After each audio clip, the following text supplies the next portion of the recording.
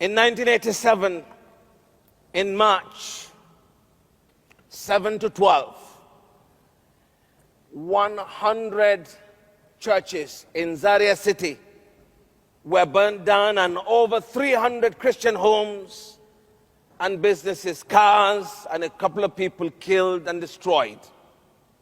I was the leader then of the Christian Association Zaria chapter. And the Lord asked me to tell the people to do nothing. And I wrote that letter. It was circulated, and the Christians watched as their businesses were being destroyed, homes killed.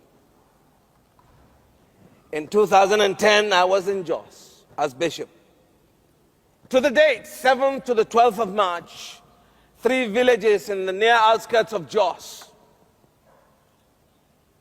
Muslims massacred men, women, and children. And the church leaders, we were all convinced to beg the villagers and those that survived and the entire Christian community to do nothing. They cried until their voices were dried up, tears dried up, and there was nothing more to cry, and they just watched. In 2006, over 40 people came to my house to kill me. It turned out I postponed my return home, and they met my wife. They did unspeakable things to her, beat her, left her half dead and totally blind. Through the mercy of God, she recovered. 6 months later in the USA, she came back. Exactly 1 year later, they came back again. This time they met me at home. Over 30 people came, broke down the house. They had their time, broke down the back door, came in, and took me out to kill me. They later on changed their minds and said they would kill me in my bedroom. I pleaded with them to pray, and they allowed me to pray. As I prostrated before the Lord, about 2 minutes later, my wife was holding my hands.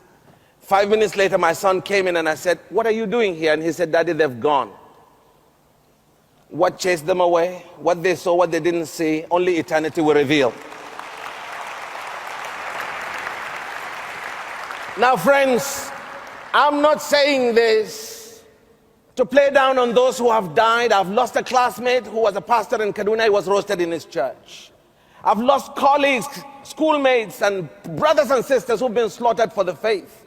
Why I'm alive, I don't know.